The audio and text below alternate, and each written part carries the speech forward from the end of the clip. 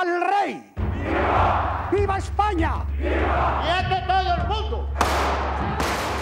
La corona, símbolo de la permanencia y unidad de la Juan Carlos de Bourbon. C'est l'histoire d'un roi qui avait tout pour réussir. Chef suprême de l'État espagnol, il était adulé par son peuple. Après 40 ans de règne, son image s'est pourtant ternie. Un safari en Afrique, une amante insoumise et une affaire financière à Genève vont signer sa chute.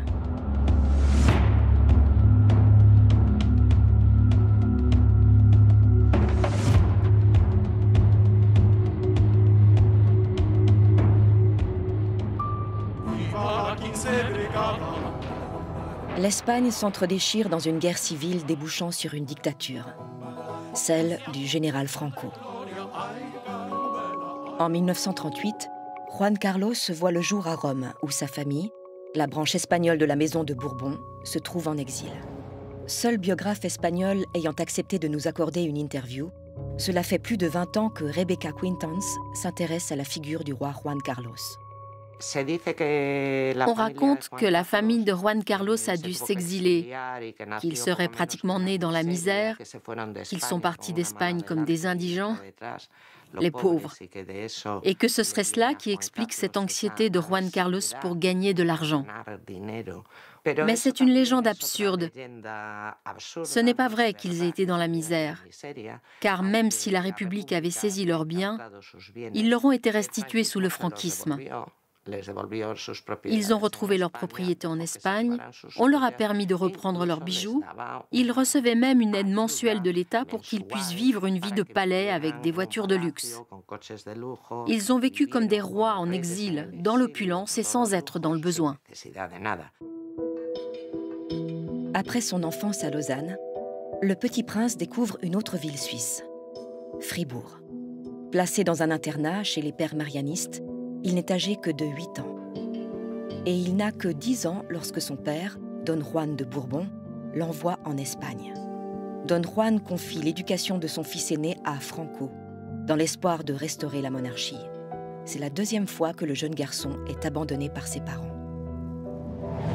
Spécialisé dans la psychiatrie familiale, Robert Neuburger livre son analyse. Vous savez, la petite enfance est quand même souvent très déterminant sur le trajet de quelqu'un. Une question que je pose quelquefois à des patients ou des couples que je rencontre, comment avez-vous appris à aimer?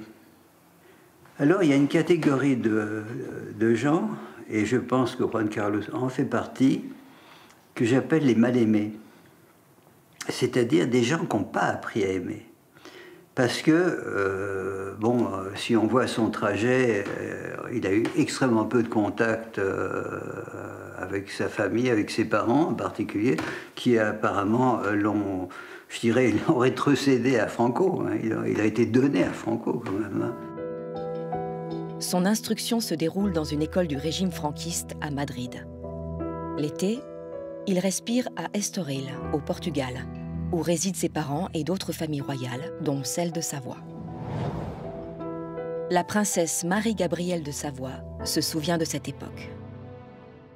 Il revenait pour les vacances, voilà. On le voyait pour les vacances. Il était toujours très enthousiaste, très de bonne humeur, toujours voulant faire des tas de choses. Il était... c'est un gentil garçon, vraiment un cœur d'or. On a eu un petit flirt quand on avait 13-14 ans, puis voilà, rien de spécial, mais on était... Vous savez, mes parents trouvaient ça très bien, parce que dans le mariage entre les Savoie et les Bourbons, Parme, Sicile, ce que vous voulez, il y a eu dans les 43 mariages dans l'histoire. Donc, un de plus, un de moins, ça aurait été peut-être une bonne idée, mais enfin, moi, je n'avais aucune envie de me marier, j'avais 17 ans, non, que j'avais 15 ans. J'aime beaucoup mon cousin, mais je l'aime pas d'amour, voilà, d'affection, comment on peut dire ça? Je l'ai toujours aimé avec beaucoup d'affection. Ouais. Mais vous savez, les mariages arrangés, c'était quand on avait des pays, nous étions des pions, les femmes. Et puis, il est parti faire son service militaire. Il a eu 6 ans de service militaire, donc dans l'infanterie, 2 dans la marine, 2 dans l'aviation. Il est un homme qui était très dévoué à son pays. Ça, je le sais, parce qu'il m'a dit qu'il était tout à fait prêt pour servir son pays. Et il l'a fait, d'ailleurs. Et il l'a fait bien. L'ayant pressenti comme successeur possible, le général Franco veut que le prince ait une solide formation. Et Juan Carlos l'achève à l'Académie militaire de Saragosse. À 18 ans, il va vivre un drame fondateur. En vacances avec sa famille et ses amis au Portugal, Juan Carlos tue accidentellement avec un pistolet son frère cadet, Alfonso, alors âgé de 14 ans. Marie-Gabrielle de Savoie s'en souvient encore. C'était un jeudi saint, je me rappelle. Ils étaient en train de jouer avec des pistolets, et puis il y en avait un qui était chargé, et le coup est parti, c'est évidemment. Vous savez, ça, c'est les enfants qui sont un peu inconscients. Ce sont des accidents terribles. Enfin, ce sont les aléas de la vie.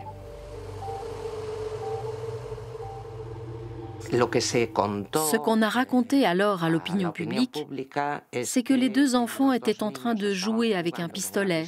2 enfants jouant avec une arme qui se décharge accidentellement.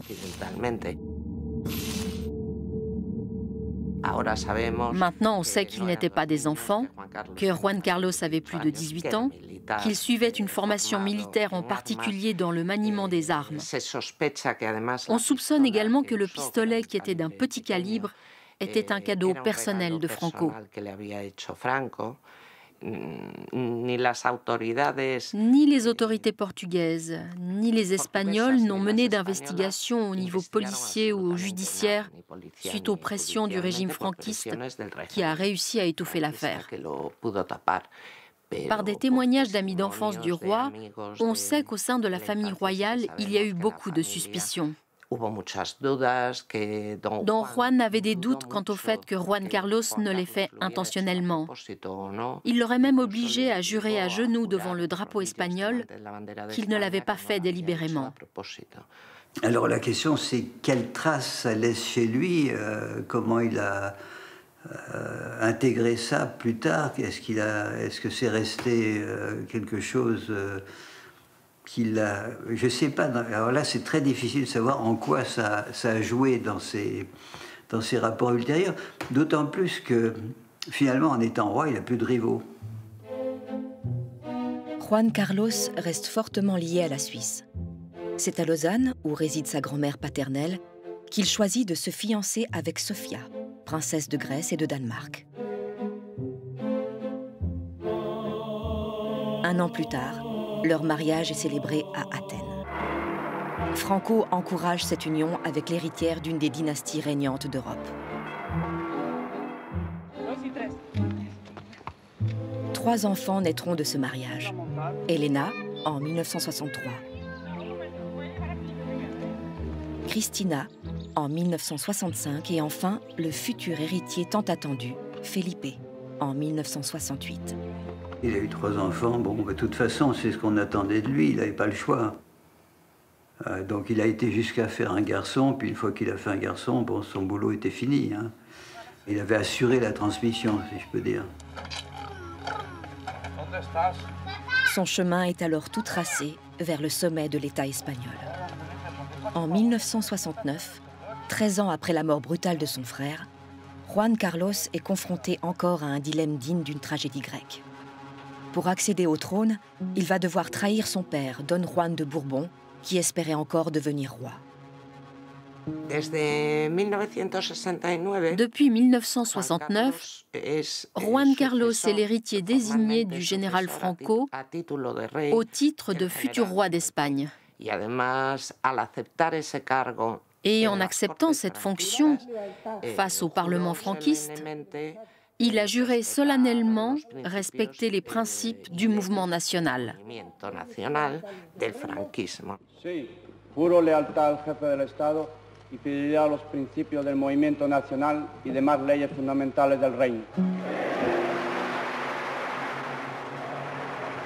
Il a trahi son propre père en acceptant le poste de successeur de Franco, sautant ainsi l'ordre successoral et contre l'avis de son père, Don Juan. Ce n'est pas comme si le père lui avait dit « fais-le, c'est bien que tu le fasses ». Non, le père n'a pas du tout apprécié, il s'est vraiment fâché avec Juan Carlos. C'est la comtesse de Barcelone qui a fait beaucoup pour calmer les eaux.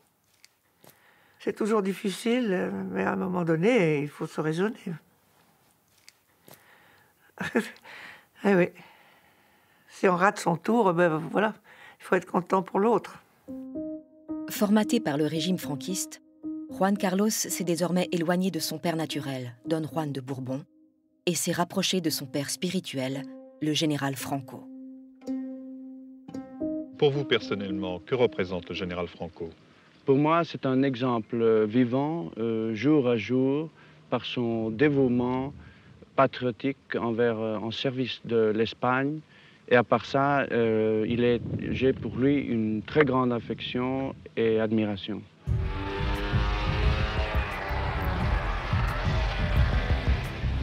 Juan Carlos s'adonne à ses loisirs préférés. Mais une grande partie des Espagnols souffrent encore des blessures de la guerre civile. Beaucoup d'entre eux doivent encore s'exiler pour des motifs politiques ou économiques.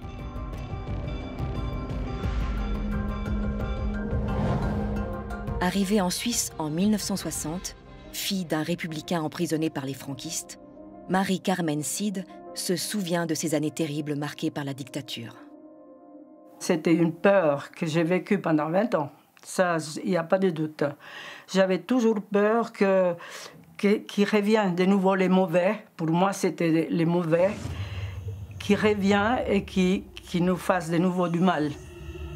Et quand on est venu en Suisse en 60, en vacances, j'ai vécu toujours avec ma mère puisque j'étais la dernière. Les autres, ils étaient mariés. Et en arrivant en Suisse en vacances, j'avais toujours mon travail à Barcelone, très bien. J'ai eu la sensation d'enfin, personne ne pouvait me faire du mal. Et là, c'est la raison pour laquelle on est resté. D'origine galicienne, José Gil raconte de son côté comment il a émigré en Suisse en 1978. En tant qu'Espagnol, on voyait tous ces étrangers qui venaient de la Suisse avec des grandes voitures, etc. Donc nous, on était un peu rares. Et je dis à mes collègues, écoute, je vais en Suisse, je reste une année, je vais m'acheter une voiture, après je reviens, et voilà, on va s'amuser. Ce qui n'a pas été le cas, bien sûr, parce que ma première voiture, je l'ai achetée quand j'avais 30 ans seulement. C'est pas si facile que ça, la Suisse, quand même. Dans les années 70, les manifestations contre le franquisme se multiplient en Suisse. Des milliers de personnes descendent dans la rue pour dénoncer les exactions d'un régime moribond. Espagnoles, Franco ha muerto. En 1975, la mort de Franco, le dictateur au pouvoir pendant 36 ans, a frappé les Espagnols. Tristesse pour les uns, libération pour les autres. José Gil vivait alors à Barcelone. Il se rappelle de ce jour mémorable. On n'y croyait pas trop parce qu'à cette époque-là, il fallait pas trop parler. Et on s'est retrouvé un peu comme libéré, un peu, parce que voilà, on s'est trouvé un peu enfermé dans cette Espagne de l'époque, un peu cloisonné. On n'avait pas le droit d'aller vers les autres, aller à l'extérieur. Donc on était vraiment enfermés. Et pour nous, moi personnellement, dans notre classe, c'était un peu comme une petite libération. Et la question était de dire qu'est-ce qui va se passer. Parce que cette peur, elle était toujours, malgré tout, de dire il va y avoir de nouveau une guerre, les Espagnols ils vont s'entretuer. Il y avait les franquistes, il y avait les rojos, qu'on disait. Et ça, c'est quand même mon pays d'origine. Hein. Donc ça m'a touchée. Alors voilà, c'était ça. Et c'est là que le roi est intervenu. Juro por Dios y sobre los santos evangelios cumplir y hacer cumplir las leyes fundamentales del reino y guardar lealtad a los principios que informan el movimiento nacional. Le couronnement de Juan Carlos Ier a lieu 2 jours seulement après la mort de Franco. Juan Carlos accède au trône à 37 ans, en s'affichant comme le garant de la continuité du régime franquiste.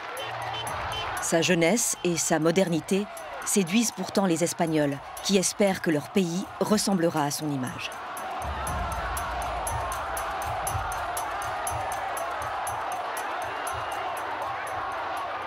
Tout le monde était pro Juan Carlos. Ils avaient tendance toujours à dire moi je ne suis pas monarchiste, mais je suis Juan Carliste. L'Espagne s'affranchit du carcan imposé par la dictature franquiste et les mœurs se libèrent. C'est à cette époque que le nouveau chef de l'État se révèle comme un grand séducteur. Le mode opératoire de Juan Carlos avec ses maîtresses, c'est qu'il a une relation plus ou moins sérieuse et respectable avec l'une d'entre elles, tout en ayant en parallèle des aventures occasionnelles. Sans oublier son épouse officielle, la reine Sofía, avec laquelle il n'a pratiquement plus de relations intimes depuis des décennies, comme tout le monde le sait. Là où c'est intéressant, je trouve, c'est quand même son rapport aux femmes, de façon un peu plus générale. Effectivement, il partage la façon d'opérer que j'ai pu repérer sur pas mal de mal-aimés. C'est-à-dire cette espèce de soif d'être aimé, mais d'incapacité d'aimer. C'est quelqu'un qui, à mon avis, était incapable d'aimer une femme. Le secrétaire de la Maison royale d'Espagne, qui était aussi son secrétaire personnel, Sabino Fernández Campos, a raconté que lorsque le roi voyait de belles filles passer à la TV, une présentatrice, une chanteuse ou une danseuse, il demandait qu'on les lui amène à la Zarzuela, la résidence royale, presque comme un seigneur féodal réclamant son droit de cuissage.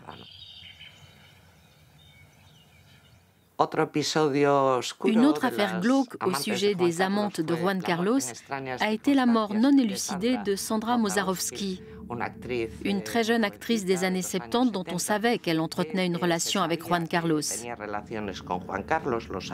C'était connu dans le milieu artistique de la capitale par une certaine presse, même si cela n'était pas rendu public dans les médias.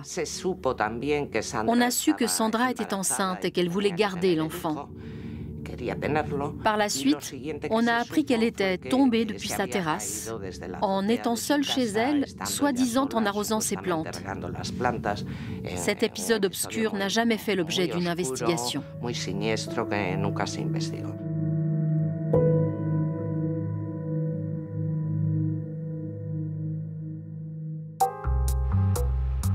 Côté affaires, Juan Carlos saisit rapidement l'importance de nouer d'étroites relations avec les pays arabes, à une époque où les crises pétrolières malmènent l'économie. Il soigne les successifs rois d'Arabie saoudite qu'il considère comme ses frères. Des rumeurs circulent alors sur la perception de commission de sa part. Il semblerait que les premières commissions apparaissent, à moins qu'il y en ait eu d'autres avant dont on ne sait rien, pour sa médiation dans l'achat de pétrole en 1973. Par ce biais, l'Espagne a pu être approvisionnée par l'Arabie saoudite en pleine crise du pétrole. Certains parlent d'$1 et d'autres de $3 par baril. Et cela n'a fait qu'augmenter le prix du pétrole pour le citoyen espagnol, car la Maison royale percevait une partie du surcoût de ce produit. Chef de la diplomatie espagnole et ancien ambassadeur auprès de l'ONU, Inocencio Arias a accompagné le roi Juan Carlos dans une quarantaine de pays. Il se souvient des relations étroites entre le monarque et les pays producteurs d'or noir. Le roi d'Arabie saoudite avait dit que tant qu'il régnerait, l'Espagne ne manquerait pas de pétrole. Mis à part son amitié personnelle avec lui, notre roi a réalisé alors que le monarque saoudien avait fait quelque chose d'important, non seulement pour lui, mais pour l'Espagne. Le roi est toujours soucieux de l'avenir de l'Espagne. Sa préoccupation, c'est l'Espagne. Que l'Espagne aille de l'avant.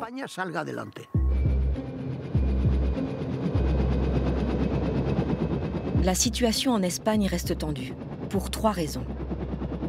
Une armée toujours nostalgique du franquisme, un parti communiste légalisé désirant peser dans le nouvel échiquier politique, et une organisation terroriste basque, l'ETA, qui multiplie les attentats.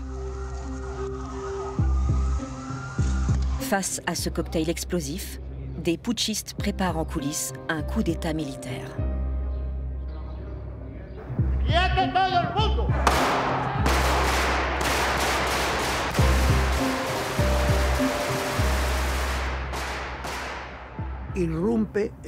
Tout à coup, un homme fait irruption dans mon bureau. C'était un monsieur qui travaillait pour moi dans la section des dépêches et l'air abasourdi, il me dit « Directeur, il y a un assaut en cours au Parlement. » Moi, je ne comprenais pas ce qu'il me disait. Comment ça, un assaut? Au Congrès? Oui, des militaires ont donné l'assaut au Parlement.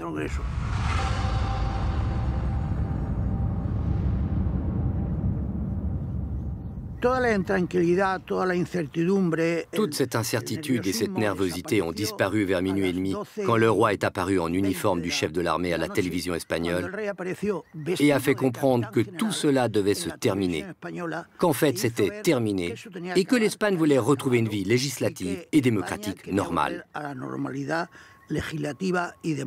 Que he ordenado a las autoridades civiles y a la Junta de Jefes de Estado Mayor que tomen todas las medidas necesarias para mantener el orden constitucional. Juan Carlos, dès lors considéré officiellement comme le sauveur de la démocratie, vit une véritable idylle avec un peuple espagnol reprenant goût à la liberté. Il acquiert ainsi une stature internationale. Je trouve qu'il a très bien fait son rôle, hein, parce qu'il y a eu un déséquilibre total, militaire et tout. Et là, de nouveau, une peur de dire, tiens, ça recommence, hein, on finit jamais. Alors que là, il y a eu un esprit et une sérénité pour parler aux Espagnols. Il faut dire qu'il avait beaucoup de militaires en sa faveur, ce qui a rassuré le peuple que c'était très important. En l'absence d'une déclassification des archives de l'époque, le rôle exact joué par Juan Carlos dans ce coup d'État avorté reste à définir. Le roi d'Espagne est au sommet de sa gloire. On le voit partout. Mondial de foot, Jeux olympiques de Barcelone. Adulé par une majorité d'Espagnols, Juan Carlos est alors intouchable. Protégé par une constitution espagnole lui garantissant l'impunité, rien ne semble alors lui résister. Il s'est constitué aussi un sentiment d'exister au travers des multiples relations qu'il a eues avec des femmes, également avec ce pouvoir au fond, qui s'est octroyé sur les animaux. Tuer un animal, vous voyez, tuer, il y a une jouissance de tuer. Parce que c'est une prise de pouvoir sur la vie de l'autre. Suivant la tradition des Bourbons, Juan Carlos affectionne la chasse depuis toujours. En 1998, lors d'un voyage dans le Caucase, il ne boude pas son plaisir lorsque Nursultan Nazarbayev, le maître autocratique du Kazakhstan, lui offre une extraordinaire parure composée de peau de léopard des neiges, l'une des espèces les plus menacées au monde. Ancien maire d'Almaty, capitale économique du Kazakhstan, l'opposant politique Viktor Krapounov a rencontré dans son pays en 2002 le roi d'Espagne, venu en voyage privé pour chasser. Il lui fait visiter la région, lui offre un sabre et il est présent à l'aéroport lorsque le monarque s'apprête à repartir. Il raconte alors ce qu'il a vu. À l'époque, une de mes fonctions était d'accueillir des monarques ou des présidents lors de leur arrivée à Almaty et de raccompagner ces autres VIP également lors de leur départ. Normalement, j'arrive à l'avance à l'aéroport pour m'assurer que tout est en ordre. Et ce jour-là, j'ai vu en arrivant à l'aéroport l'avion de Juan Carlos stationné à côté de la salle VIP. Ils étaient en train d'embarquer dans la soute toute une série de trophées de chasse. Des têtes de mouflons avec leurs cornes en spirale, des sangliers sauvages et plein d'oiseaux.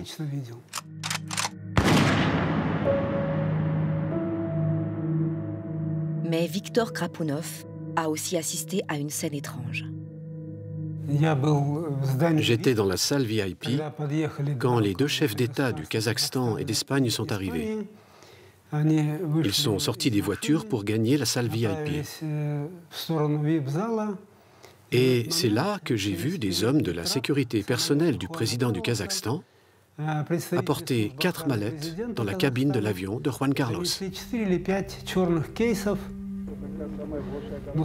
Quand l'avion était prêt à décoller, Nursultan Nazarbayev, qui était à côté de moi, m'a dit à propos de Juan Carlos, « Tu vois, lui c'est un roi, mais il est pauvre et je dois l'aider comme je peux. » Selon un ancien dirigeant des services secrets kazakhs, ces mallettes auraient contenu 5 millions de dollars. Le gouvernement kazakh actuel n'a pas souhaité détailler le contenu des mallettes. Quoi qu'il en soit, des entreprises espagnoles ont, suite à cette visite privée du roi Juan Carlos, décroché de gros contrats au Kazakhstan, à l'exemple d'une commande d'1 milliard d'euros pour les trains Talgo en 2012. Ces voyages privés à l'étranger du roi se sont multipliés sans que, curieusement, l'opinion publique en soit informée. Comme si un pacte de silence protégeait ses agissements. D'où vient ce pacte? C'est le grand pacte de la transition, protéger la monarchie. Qui est derrière cette entente? Les grands groupes de communication, les grandes banques et certains partis politiques, précisément ceux qui se sont partagés le pouvoir en alternance tout au long de ces dernières années. Ce n'est pourtant pas en Espagne, mais depuis le Botswana qu'un événement va soudainement faire éclater ce pacte de silence. Dans cette vidéo publique provenant du site 777ranch.com et visible sur YouTube, l'organisateur de safari de luxe Jeff Rahn vante une chasse réservée à une certaine élite.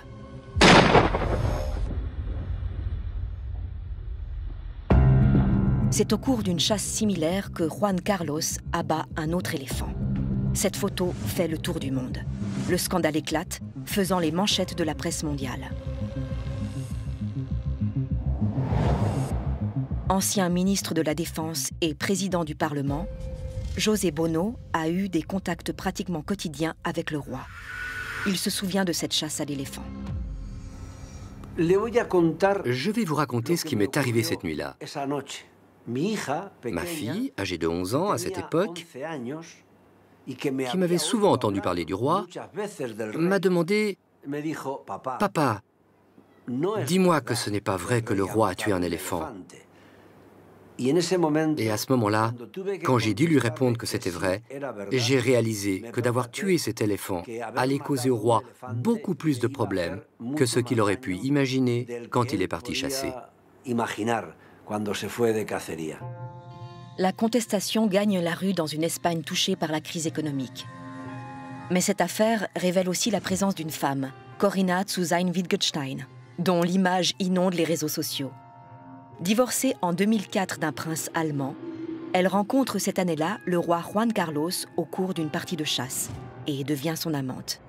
L'apparition médiatique de cette femme choque l'opinion publique et entame profondément l'image du roi.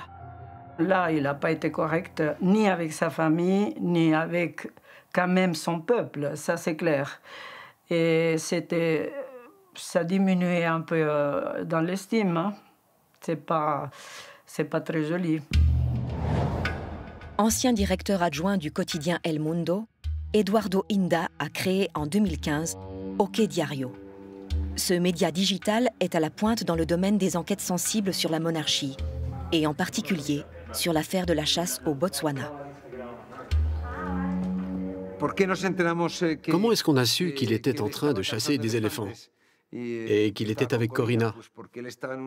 Parce qu'il était en pleine savane, dans une cabane, un lodge de luxe. Il est tombé du lit et il s'est fracturé la hanche. Il a dû être rapatrié en urgence. Il était accompagné par 3 ou 4 gardes du corps, mais ne disposait pas de l'infrastructure officielle qui entoure habituellement le chef de l'État, le roi d'Espagne. On a dû le ramener en Espagne. Les médias ont alors ébruité qu'il s'était fracturé la hanche. Ils ont dévoilé que c'était au cours d'une chasse à l'éléphant et ils ont raconté qu'il était avec Corinna, qui était sa maîtresse à l'époque. On l'opère et quand il récupère de son intervention et qu'il sort de l'hôpital, il prononce cette phrase célèbre, un peu bête, de petit enfant, et je ne sais pas qui a bien pu la lui souffler. Lo siento mucho. Me he equivocado y no volverá a ocurrir.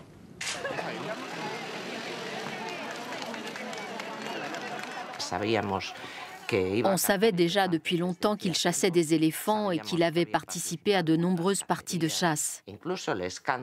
Même le soi-disant scandale d'être accompagné par son amante avait des précédents, d'autres affaires antérieures. Mais Botswana et l'éléphant du Botswana ont réussi à briser le silence des médias les plus conservateurs et la nouvelle a fait la une des revues et des journaux télévisés des grandes chaînes de télévision.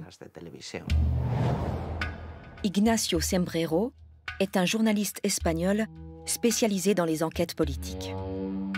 2012, c'est vraiment l'année du tournant, c'est l'omerta, la loi du silence que s'est imposée d'abord la classe politique et ensuite la grande presse de Madrid et de Barcelone se rompt avec ce voyage du roi avec Corina Larsen et son fils au Botswana.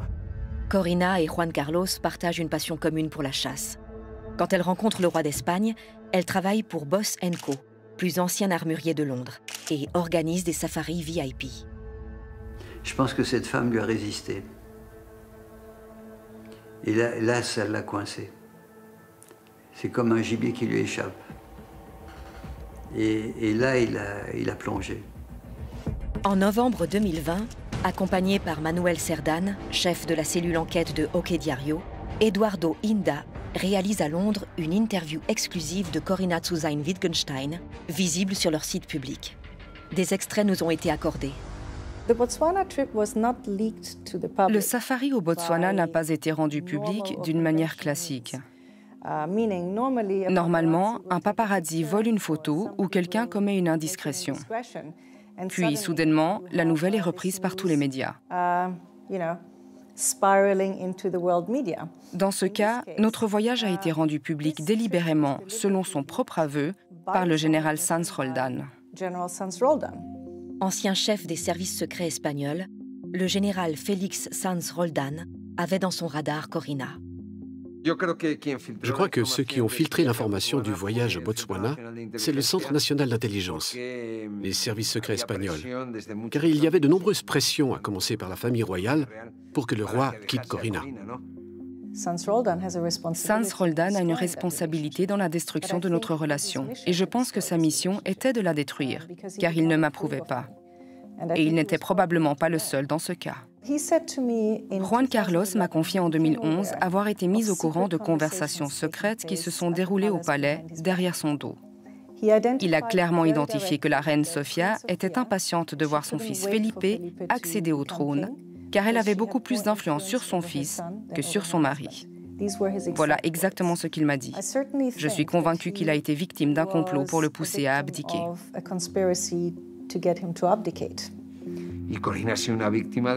Corina a été la victime des services secrets de ce pays. Ils l'ont harcelée, menacée. Ils ont même cambriolé son appartement de Monaco qu'ils ont fouillé pendant 5 jours pour chercher des dossiers et les détruire. Et ils ont laissé l'appartement sans dessus-dessous.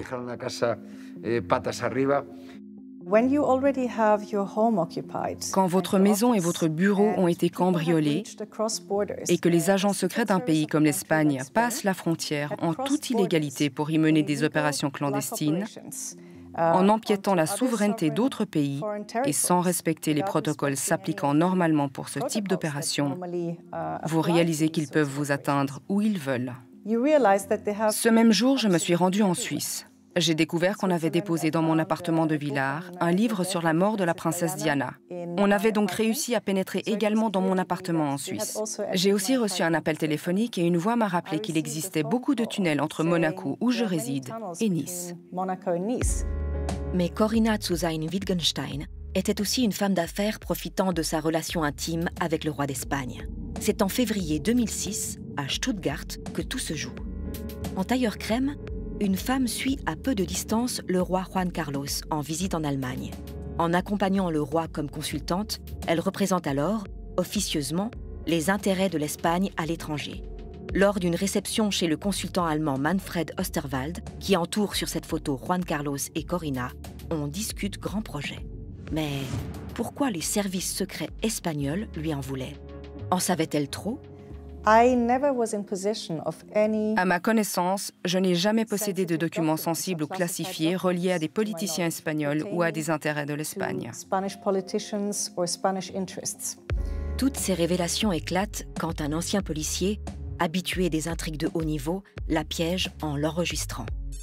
Dans ses audios rendus publics par OK Diario, elle incrimine en privé le roi pour avoir touché des commissions illicites et ouvert des comptes opaques en Suisse. En juillet 2018, une source nous transmet l'enregistrement d'une conversation entre un commissaire espagnol, le commissaire Villarejo, et Corinna Zusain-Wittgenstein. Dans ces enregistrements, Corinna parle sans équivoque du roi, de sa participation à des commissions opaques, des comptes en banque qu'il aurait cachés dans des paradis fiscaux, et même si elle le rapporte en privé, lorsque nous publions ces enregistrements, l'affaire éclate, et ça pousse Yves Bertossa à démarrer son enquête, qui se poursuit de nos jours, et dont j'espère qu'elle aboutira bientôt.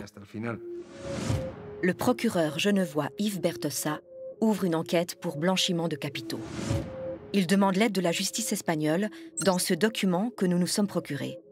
C'est une commission rogatoire traduite en espagnol où le procureur indique que, à partir de 2006, l'Arabie saoudite lance un concours international pour construire un train à grande vitesse reliant Médine à la Mecque. Pour gagner ce concours d'un montant estimé à plus de 6,3 milliards d'euros, plusieurs entreprises espagnoles se sont portées candidates en offrant un rabais de 30% à l'Arabie saoudite. From Mecca to Medina. Construit par un consortium espagnol, ce train, que l'on voit dans ce film promotionnel visible sur YouTube, est désormais en fonction. Une question demeure. Le rabais offert aux Saoudiens a-t-il été accordé en échange du paiement de commission? Yves Bertossa étoffe son enquête en se basant sur les déclarations de Corinna Zusain-Wittgenstein, affirmant que Juan Carlos avait perçu des commissions illégales liées à des contrats publics obtenus par des entreprises espagnoles et que l'ancien roi d'Espagne aurait réclamé le paiement d'une commission illicite d'un montant de 80 à 100 millions d'euros pour sa participation à l'adjudication à un consortium d'entreprises espagnoles chargé de construire la ligne reliant Médine à la Mecque. Le roi aurait aussi caché une partie de ses fonds dans des comptes bancaires à Genève, au nom d'hommes de paille, parmi lesquels un avocat et un gérant de fortune. Un versement intrigue le procureur Bertossa. 65 millions d'euros, l'équivalent de 100 millions de dollars, virés par l'Arabie saoudite. Le roi affirme qu'il s'agit d'une donation. Mais, comme le relate la presse suisse, ces fonds ne pourraient-ils pas provenir de commissions liées au train du désert? Sachant que dans ce pays, les gros travaux ne sont possibles qu'après la bénédiction des monarques saoudiens, le roi d'Espagne avait préparé un voyage à Riyad, où il avait notamment retrouvé une femme d'affaires opérant dans la sphère saoudienne, l'Iranienne Chapari Zanganeh. Qui est Chapari Zanganeh? C'est une intermédiaire iranienne de haut niveau, très connue dans les milieux financiers internationaux, recommandée comme par hasard par Juan Carlos, et c'est elle qui touche la presque totalité des plus de 200 millions d'euros qui ont été payés en commission dans le cadre de l'octroi du contrat de construction du train de haute vitesse La Mecque-Médine à des entreprises espagnoles. Dans l'enregistrement qui a déclenché l'enquête du procureur Bertossa, Corinna Zusain-Wittgenstein dit que le roi Juan Carlos avait réclamé sa part dans cette affaire. So the king said, "What about my commission? I made the train deal. I spoke to my friend, my brother in Saudi." Depuis, elle affirme publiquement ne pas reconnaître sa voix dans ces bandes-sons enregistrées à son insu. Selon les médias espagnols, l'auteur présumé de ces audios, le commissaire Villarejo, aurait été piloté par les services secrets espagnols afin d'établir ce que savait Corinna sur ses affaires d'État. Et qu'en est-il de ces 65 millions? Yves Bertossa a découvert que le roi Juan Carlos s'est mis en contact avec l'avocat et le gérant de fortune genevois pour qu'il crée un montage financier afin de recevoir une donation de la part du monarque saoudien. En 2008, les deux hommes de paille créent au Panama la fondation Luqoum, au nom de Juan Carlos. Le roi d'Arabie saoudite transfère 65 millions d'euros sur le compte de la fondation Luqoum à la banque Mirabeau. En 2012, Juan Carlos transfère une partie des fonds à Corinna. L'argent passe de Genève à Nassau aux Bahamas, à la banque Gonnet, qui n'a pas souhaité clarifier son rôle. Entre 2016 et 2017, après des achats immobiliers, Corinna vire l'argent restant, 42 millions de dollars, dans une banque américaine. En décembre 2018, l'avocat et le gérant de fortune, la banque Mirabeau, ainsi que Corinna Zu-Sein-Wittgenstein sont prévenus, c'est-à-dire soupçonnés de blanchiment aggravé. En cas de jugement, ils risquent jusqu'à 5 ans de prison. En l'état de l'enquête, tous bénéficient de la présomption d'innocence. Aucun des prévenus genevois, via leurs avocats respectifs, n'ont souhaité s'exprimer. Pour des raisons légales, nous avons choisi de ne pas divulguer les noms de l'avocat et du gérant de fortune, leurs défenseurs n'hésitant pas à brandir des menaces. Quant à la banque Mirabeau, elle indique avoir agi conformément aux droits et à ses devoirs. Maître Vincent Jeanneret, avocat et expert en matière bancaire, donne son point de vue. Moi, je ne peux pas en particulier m'exprimer sur la procédure en cours. Ce que je peux vous dire, c'est qu'une banque qui accepte de l'argent vérifie son origine, les circonstances dans lesquelles cet argent lui est remis, et ne l'accepte qu'après un certain nombre de vérifications. Tout dépend effectivement de l'avis que se fait la banque sur le régime en place à l'étranger, mais à partir du moment où il émane d'une autorité valablement constituée et constituée au regard du droit international public, il n'y a pas d'interrogation spécifique à avoir. Le pays que vous citez ne fait pas partie des pays mis à banc de la communauté internationale ou qui fassent l'objet d'un embargo ou d'une mesure décrétée par le Conseil fédéral à son endroit. Donc je ne vois pas qu'à partir du moment où de l'argent vienne du ministère des Finances, on puisse avoir un problème quant à la licéité à l'origine de l'argent. Lors de son interview à OK Diario, dans un extrait visible sur leur site que l'on reproduit avec leur accord, Corinna Zu-Sein-Wittgenstein donne sa version des faits. Ces 65 millions étaient un cadeau qu'il avait reçu de l'ancien roi Abdallah d'Arabie Saoudite en 2008. Nous savons que les familles royales espagnoles et saoudiennes ont noué des liens étroits d'amitié. Quand Juan Carlos était très malade, en 2011, il a commencé à me parler de sa volonté testamentaire. Il voulait offrir un certain nombre de choses à mon fils. Il était préoccupé que sa famille ne respecte pas sa volonté s'il la consignait dans un testament classique. Il a voulu donc nous faire un don. Je n'ai jamais cherché à comprendre. Je n'ai jamais discuté avec lui du montant.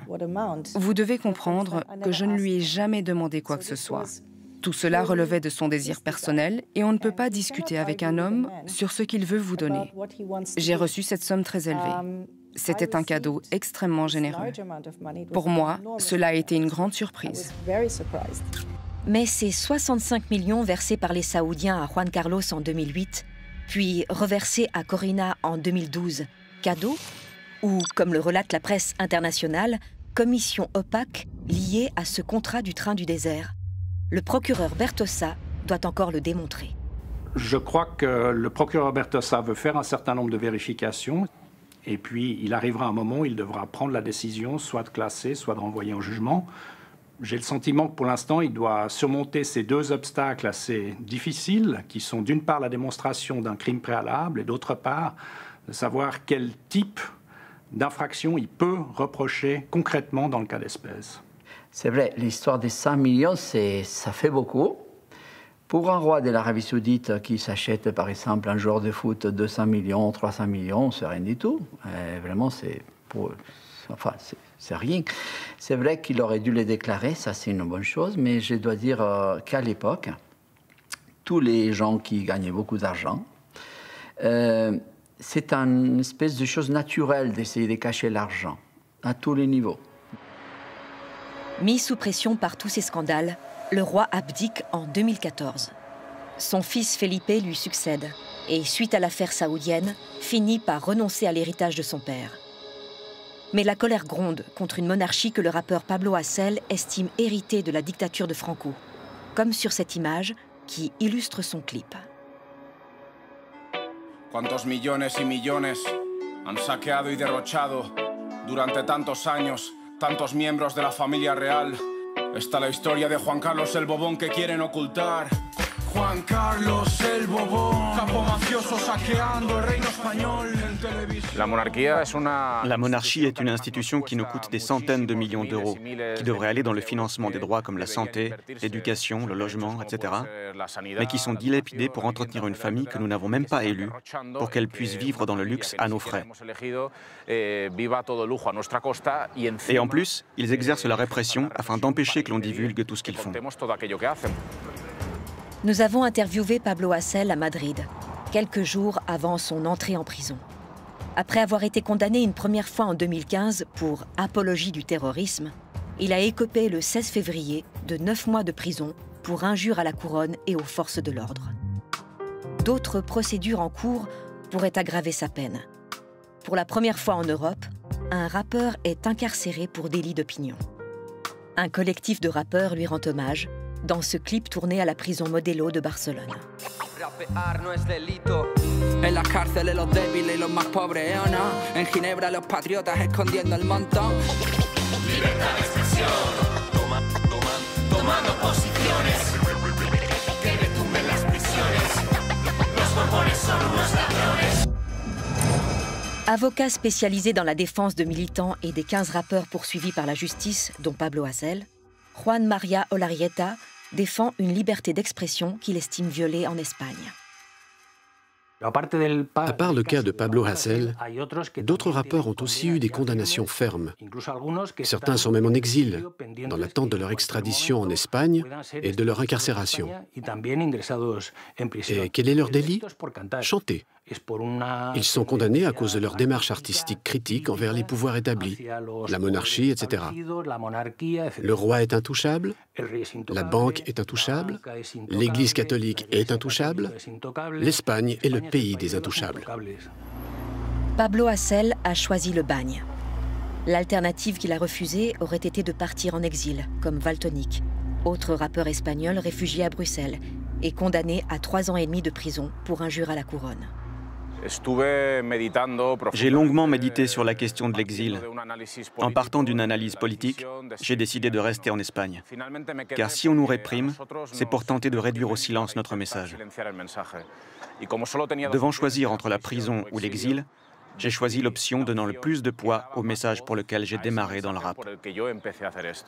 Ce qui va m'aider à supporter cette incarcération, qui sera probablement longue, c'est la conscience. Le fait de savoir que ce que je fais est une modeste contribution pour apporter des changements. C'est ce qui me donne de la force et du courage pour affronter toute difficulté, y compris la prison. Si rapear es delito, chico, no le des al play. Te vendan los ojitos, aquí te robaste al rey. Dentro de muy poquito, y si sigue así la ley, habrá más rappers en España presos que en las cárceles de USA. Je connais beaucoup de groupes qui me disent « Nous pensons comme toi, nous sommes aussi républicains, nous aimerions faire des chansons contre la monarchie, mais nous ne voulons pas finir en prison. » Ils ont réussi à nous imposer une autocensure qui nous empêche, par exemple, de faire plus de chansons contre la monarchie. Son entrée en prison est couverte par l'ensemble des médias internationaux.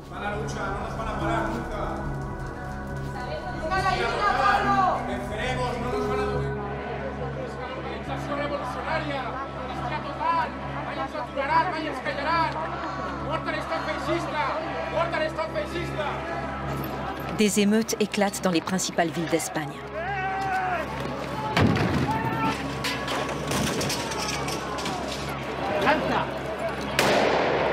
200 personnalités des milieux artistiques, dont le cinéaste Pedro Almodóvar et l'acteur Javier Bardem, se mobilisent pour sa libération. En Espagne, le débat se centre désormais sur la pertinence de la monarchie.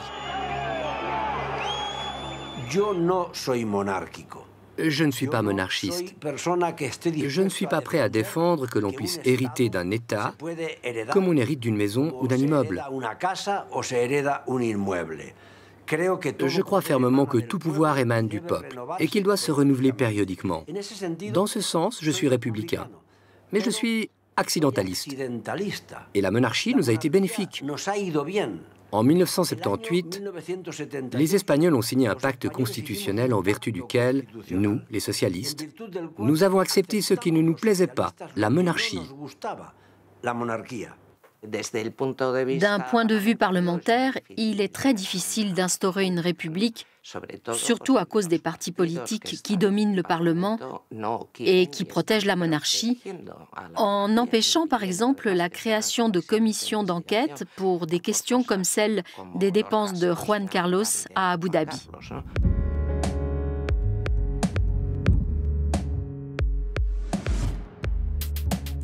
Exilé depuis août 2020 à Abu Dhabi, le roi y vivrait désormais dans une somptueuse villa après avoir été logé dans le palace le plus luxueux de l'émirat. À plus de 10 000 francs la nuit, cette dépense accentue la polémique sur ce comportement toujours aussi scandaleux. Le roi était obligé de partir. Ils l'ont mis à la porte. Donc il devait bien aller quelque part. Alors il a choisi un pays où le gouvernement l'apprécie et où il dispose d'une sphère privée qu'il ne pourrait pas avoir dans un autre pays. J'espère qu'il va rentrer dans son pays et qu'on oublie un peu toutes ces histoires et qu'on le laisse en paix, parce qu'il a mérité. 37 ans de métier, vous savez, c'est pas agréable. C'est pas un métier très excitant de faire le roi. Enfin, pour qui n'a pas d'ambition. Voilà. Juan Carlos est dans une impasse. S'il rentre au pays, il devra s'expliquer face à la justice. S'il ne rentre pas, il risque de mourir en exil, perpétuant la malédiction de ses ancêtres. Tous les regards se tournent désormais vers son fils Felipe, roi d'Espagne depuis bientôt 7 ans. Saura-t-il vraiment se détacher de l'image de son père? Et saura-t-il préserver une monarchie dont l'image a été aussi sévèrement atteinte?